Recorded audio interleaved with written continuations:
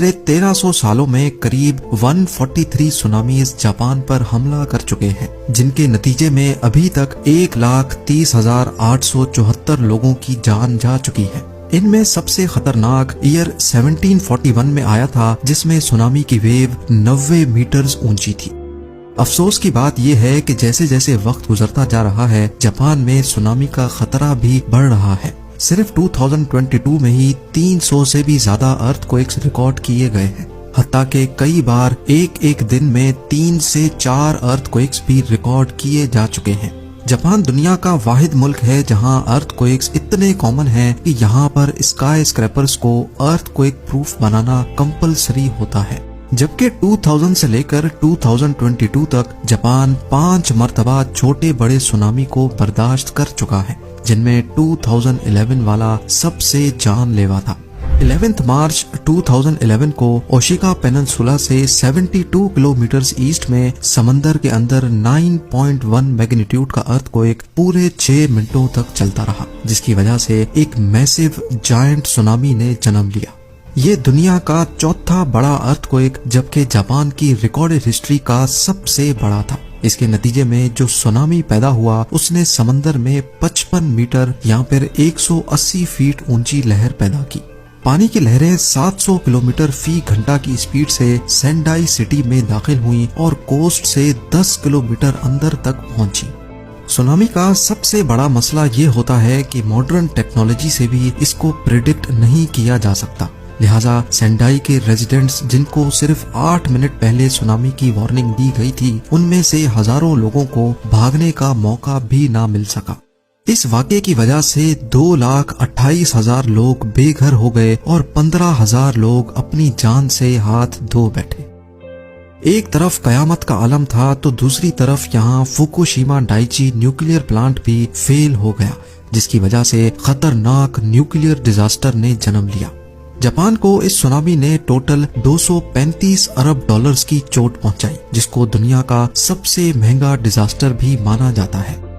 अब यहाँ सवाल ये पैदा होता है कि जापान हमेशा से ही सुनामी की लपेट में क्यों रहता है। इसकी सबसे बड़ी वजह जापान की जियोग्राफिकल लोकेशन है। पैसिफिक ओशन का ये पूरा हिस्सा जो आप देख रहे हैं, ये दुनिया में 90% अर्थक्वेक्स, वोल्केनिक इरप्शंस और सुनामी का बायस बनता है। ये जो रिंग बन रही है, इसको द रिंग ऑफ फायर कहा जाता है। इसके नीचे दुनिया के सबसे ज्यादा एक्टिव वोल्केनोज मौजूद हैं, जिनको कई टेक्टोनिक प्लेट्स ने घेर रखा है। और बदकिस्मती है जापान की कि वो बिल्कुल इस रिंग के बेल्ट पे आता है। यही वजह है कि यहाँ हर आए दिन अर्थक्वेक्स और हर आए साल टाइफून या फिर सुनामी का हमला होता है। इन सब मुश्किलात के अलावा जापान का एक और मसला भी है, और वो ये है कि पूरे जापान का 70% लैंड एरिया सिर्फ पहाड़ों से भरा हुआ है, और जो 30% फ्लैट सरफेस है वो ज्यादातर सिर्फ कोस्टल एरियाज में ही मौजूद है, जहाँ सुनामी का खतरा हर वक्त मंडला रहा होता है। पहाड़ों पर पूरे शहरों को शिफ्ट करना तो एक इम्पॉसिबल टास्क है, लेकिन अपनी कोस्टल सिटीज को बचाने के लिए जापान पिछली सदी से मेहनत कर रहा है और इसकी अप्रोच सबसे अलग है।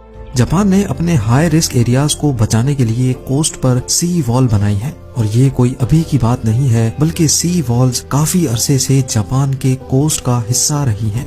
1896 और 1933 में भयानक टाइफून ने जापान के टेरो नामी गांव पर हमला किया था, लेकिन उसके बाद ये गांव कोस्टल डिफेंस सिस्टम की एक आला तरीन मिसाल बन गया, जहां जापान ने 2.4 किलोमीटर लंबी और 10 मीटर ऊंची 2 वॉल्स खड़ी करके गांव को समंदरी लहरों से काफी हद तक बचा दिया। इसके बाद जापान की दूसरी कोस्टल सिटीज में भी ऐसे ही स्ट्रक्चर बनाए गए, लेकिन 2011 वाला सुनामी इन दीवारों से भी कहीं ज्यादा बड़ा था। सी वॉल जो सिर्फ 8 मीटर ऊंची वेव्स को रोकने के लिए बनाई गई थी, सुनामी की ये लहरें 12 से 15 मीटर ऊंची थी। इन 10 मीटर की दीवारों ने बेशक सुनामी की लहरों को काफी हद तक रोका, लेकिन कई मकामात पर लहरों ने पूरे के पूरे स्ट्रक्चर ही उखाड़ दिए। 2011 अर्थक्वेक के बाद जापान ने सी वॉल्स को और ज्यादा ऊंचा और लंबा करने का फैसला किया।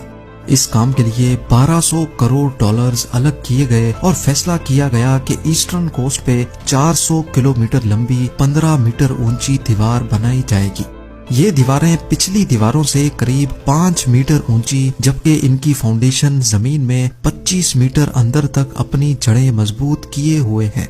इनकी चौड़ाई भी पहले से काफी ज्यादा रखी गई है और इनका स्ट्रक्चर और डिजाइन खास तौर पर सुनामी वेव्स को रोकने के लिए बनाया गया है। इस काम के लिए पहले सिमुलेटर की मदद से आर्टिफिशियल सुनामी पैदा किया गया, जिससे इंजीनियर्स ने हर तरह के वेव पैटर्न पे वॉल्स को टेस्ट किया। एक वाइब्रेटर की मदद से 2011 अर्थक्वेक जैसा पैटर्न पैदा किया गया। वेव्स कितनी बड़ी होंगी तो कितना प्रेशर जनरेट करेंगी, ये सब पहले सिमुलेटर की मदद से कैलकुलेट किया गया था। सिमुलेटर पे नोटिस किया गया कि 2011 सुनामी की लहरों ने डायरेक्टली जापान को नुकसान नहीं पहुंचाया था, बल्कि इसने फ्लड की सूरत में, सैलाब की सूरत में आगे ट्रेवल किया। और ऐसा इसी वजह से हुआ क्योंकि सी वॉल्स ने काफी हद तक वेव्स का प्रेशर तोड़ दिया था। सिमुलेटर पे टेस्टिंग के बाद सी वॉल्स को अब कर्व शेप में डिजाइन किया गया है, जिसमें क्लियरली देखा जा सकता है कि पानी जब सी वॉल से टकराएगा तो इसका कर्व शेप लहर को वापस यू टर्न करवाएगा और ऐसे एक लहर वापस पलटकर पीछे से आने वाली दूसरी वेव का प्रेशर तोड़ेगी। सुनामी की वेव्स के प्रेशर को तोड़ने के लिए जापान ने सिर्फ वॉल्स ही नहीं बनाई, बल्कि हॉट स्पॉट लोकेशंस के करीब समंदर में ब्रेक वाटर भी बनाए गए हैं। जब लहरें कोस्ट की तरफ बढ़ती हैं तो पहले ये ब्रेक वाटर इनका प्रेशर तोड़ता है, उसके बाद ये 15 मीटर ऊंची वॉल्स। दूसरी तरफ लोकल कम्युनिटीज इस सी वॉल से खासी तंग है, क्योंकि कई मकामात पर ये वॉल्स 4 स्टोरी बिल्डिंग जितनी ऊंची हो जाती हैं, जिससे लोगों को ऐसा महसूस होता है कि वो किसी जेल में बंद है। कुछ लोगों को डर है कि जापान इन सी वॉल्स की वजह से अपने टूरिस्ट खो बैठेगा।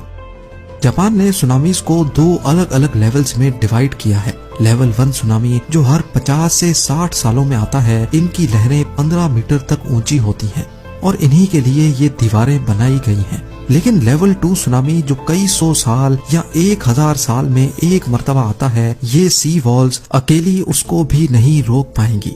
इसके लिए हॉटस्पॉट लोकेशंस पर सुनामी मिटिगेशन पार्क्स बनाए जाएंगे।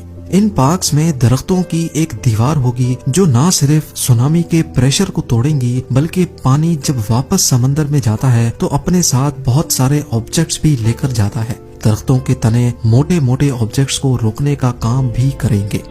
जापान की सी वॉल इंजीनियरिंग का एक हैरान कुन कारनामा है और तबाह कुन सुनामी का सामना करने में किसी हद तक फायदेमंद भी। अपने आप को कुदरती आफत से बचाने के लिए जापान हर मुमकिन कोशिश कर रहा है, लेकिन उसके साथ ही जापान इस हकीकत से भी आगाह है कि ये सी वॉल कोई परमानेंट सॉल्यूशन नहीं है।